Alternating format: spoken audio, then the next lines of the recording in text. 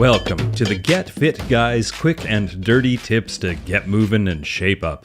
My name is Brock Armstrong, and I'm the Get Fit Guy. It makes logical sense that if you want to be the best you can be at a sport, you should train like the best. And there is big business to support that notion as well. Everything from professional training plans to your favorite sports stars' nutrition supplements to their morning routines is sold, traded, shared, and reshared on social media. But what if I told you that you're actually shooting yourself in the foot by training like Rapinoe, Felix, Curry, or Bolt? Now, let's start with a recent study that plotted the progression of thousands of people following an ultra-minimalist training plan. As sports science writer Alex Hutchinson put it in his Outside Magazine article, and I quote, "There's good news and bad news in a remarkable new multi-year study of nearly 15,000 people who followed an ultra-minimalist strength training plan involving just one short workout a week.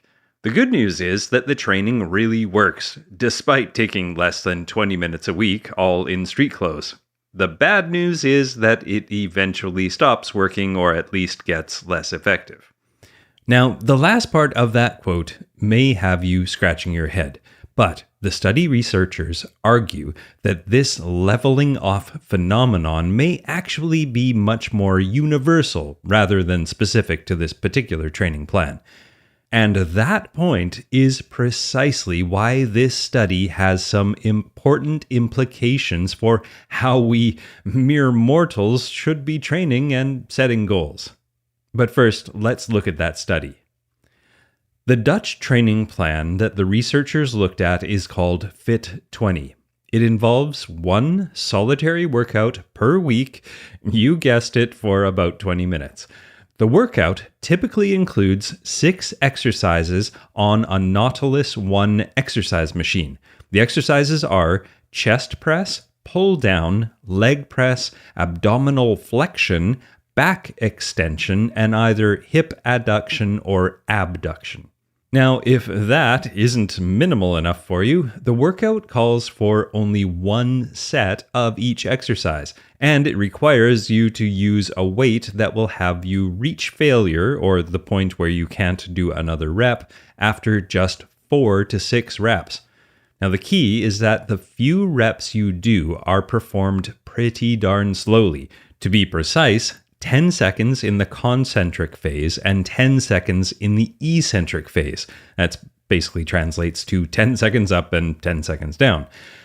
The rest period between each exercise is kept to about 20 seconds. And, at least for the study, there was no music, no mirrors, and no fun allowed. Now, the workout may be short, but it's intense and challenging. After the study ended, what did the researchers find? Well, all the exercises produced basically the same result. The athletes saw some rapid gains for about a year, which slowed to more gradual gains after that. They kept gaining, but the margins of improvement were smaller.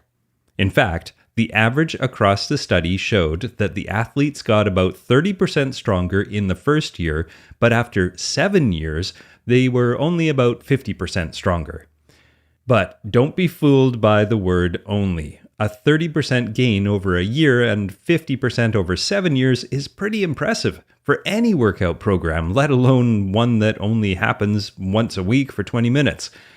Now, I know there are at least a few of you out there shaking your head saying, "No, Brock, if that were good enough, why did Arnold spend 75 minutes 6 days a week at the gym?"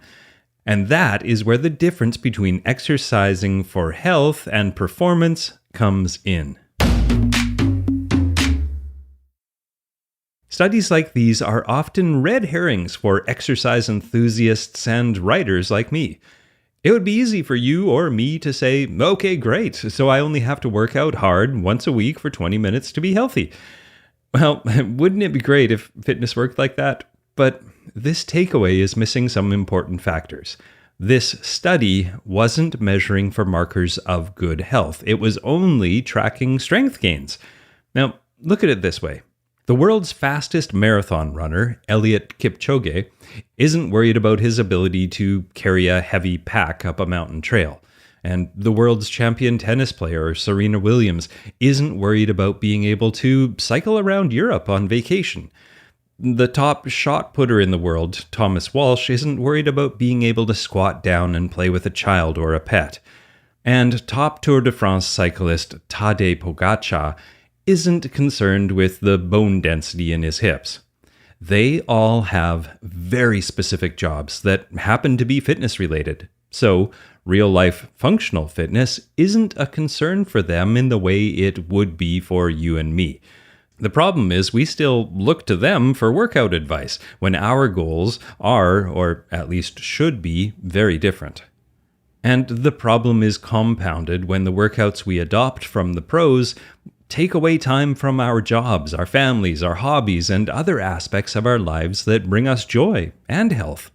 We're trying to keep up with a training regimen that is literally someone's job, while we are also working our own very real jobs. That's not sustainable. Two-time guest on this podcast and former professional triathlete Brad Kearns explained it well in my episode called The Secrets of an Aging Athlete. He said his life consisted of a lot of sleep and recovery time between each workout and not much else. In fact, recovery played a bigger role in his life than almost anything. He would have a custom smoothie and a nap after a hard workout, not rush off to a day job. He went on to say, "I was asleep for half of my life when I was a professional athlete." And because he wasn't rushing off to a 9-to-5 every day, he experienced lower amounts of stress than a weekend warrior like me would. So it really is important to keep your goals in mind. If you're a professional athlete, you're likely okay with trading a bit of good health for a shot at fame, fortune, and glory, or at least a gold medal. But that doesn't mean the rest of us should be. I'm willing to bet that if you were to ask Eliud Kipchoge if he thinks running 42.2 kilometers in less than 2 hours is the key to living a happy, long, and healthy life, he would likely laugh. Politely, though, he seems like a nice fellow.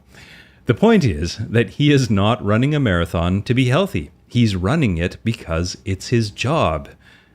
I'm not saying that we shouldn't have some lofty goals of achieving our own version of an Olympic gold medal, but as we learned in the study, it takes a lot less to achieve a good result than it does to achieve ultimate performance. And that's important when you have other priorities in your life. Now, at the conclusion of the article that I mentioned earlier, science writer Alex Hutchinson sums it up like this. The question reminds me of the epidemiological data suggesting that you can get most of the health benefits of running by doing as little as 5 minutes a day. Now, that doesn't square with the experience of competitive runners who don't get mostly race fit on 5 minutes a day. The key is to remember that the minimum dose for health and the optimal dose for performance are two separate questions. So, next time you're considering engaging in a workout regimen that has you working out for 60 or 90 minutes every day, take pause.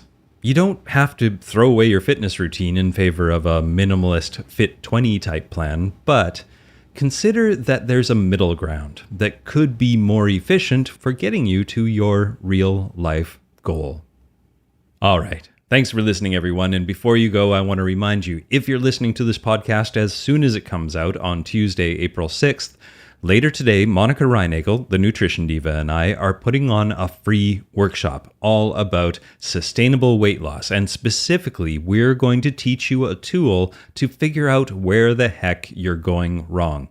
So you don't want to miss that. And you can find out more at wayless.life/3step. That's the number 3 STEP. wayless.life/3step.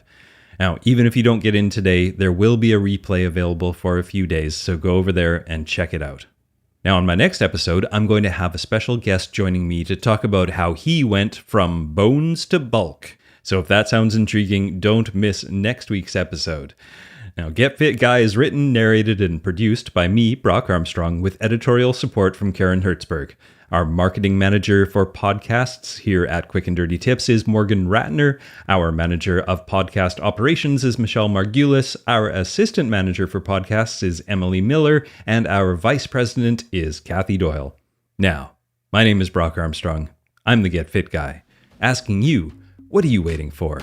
Get out there and train like yourself.